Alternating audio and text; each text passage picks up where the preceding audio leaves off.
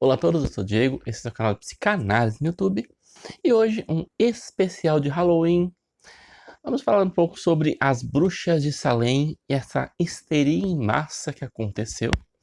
Vamos entender como que é este movimento e como que ele acontece ainda hoje de maneiras diferentes. Mas antes, deixa o like, comenta, curte, se inscreve no canal, compra meu livro se você gosta do meu trabalho, por link na descrição.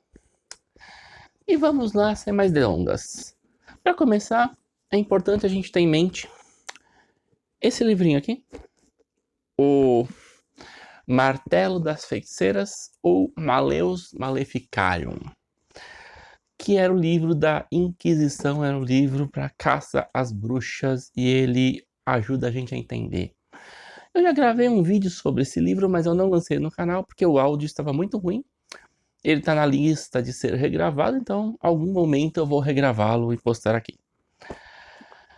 É interessante a gente pensar no Maleus Maleficarum, na sua estrutura, ele traz uma série de perguntas e para cada pergunta ele já traz a resposta. Então são falsas perguntas, são falsas argumentações. E ele funciona como um guia para identificação das bruxas. Na sua estrutura, a gente tem uma estrutura muito próxima do superego. Por quê? Porque ele traz perguntas, mas traz as respostas prontas, mas são respostas que não satisfazem. E para a gente pensar no superego, ele é uma lógica, ele não é um discurso, ele não é a repressão X que a gente está acostumado, não. Ele é uma lógica que nunca ficará satisfeito, em que se exige e se recrimina ao mesmo tempo. Se a gente pensar no superego como ideal do eu, essa tradução em português, fica muito mais fácil de entender. Então há sempre uma busca por um ideal.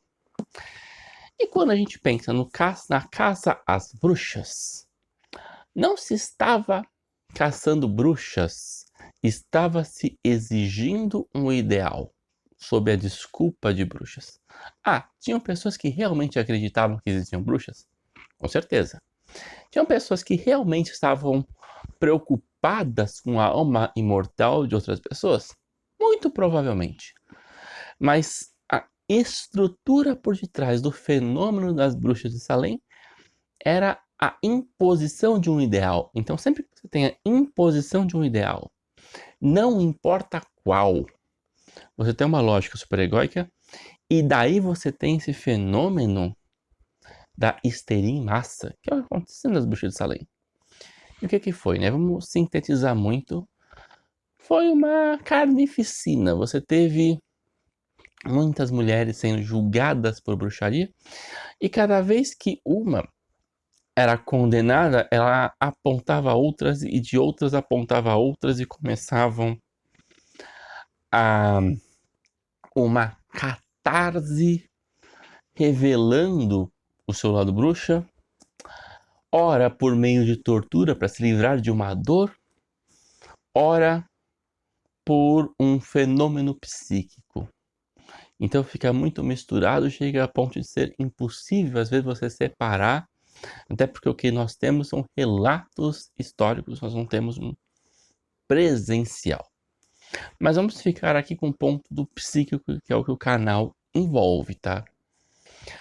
Você tem a exigência de um ideal, por definição inalcançável, que há um confronto com o desejo e, portanto, há uma projeção do desejo no outro. Esse é o básico do básico da histeria.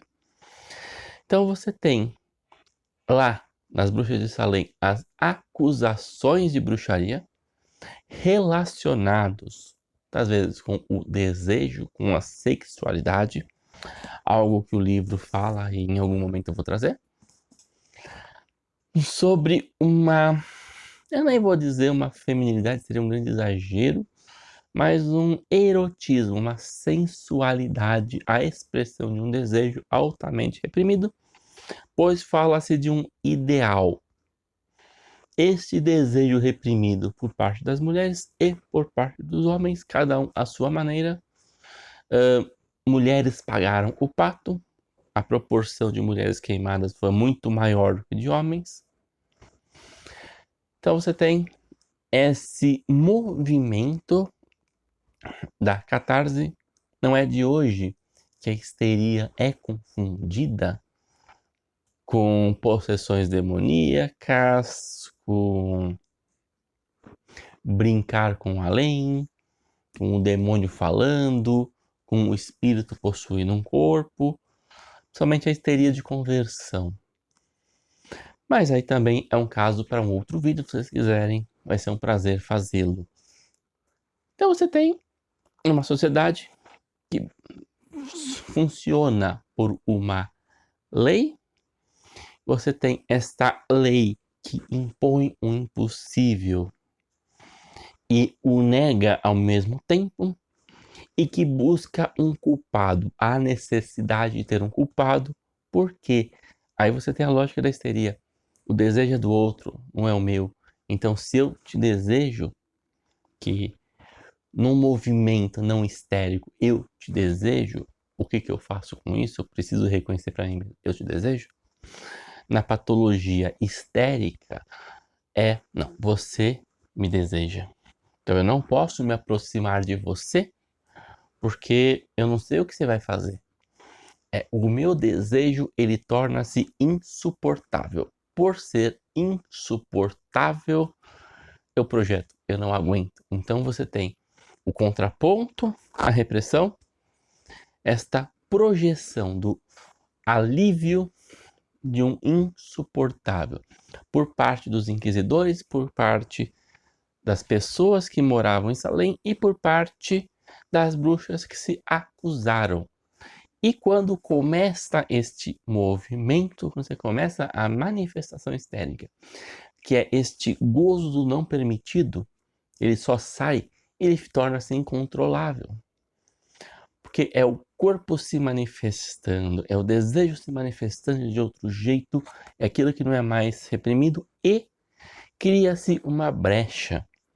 Cria-se uma brecha. Ah, mas eu fui seduzido por fulana, diria um acusador. Eu fui seduzida pelo demônio e o demônio foi invocada por ela, diria uma das acusadas. E você tem esse movimento de alívio, que no caso terminou com muitas mulheres na fogueira. Agora você pode falar, mas se é alívio, por que elas foram queimadas vivas? Não tem alívio ainda. Racionalmente não tem alívio. Mas a gente não está falando da estrutura do racional.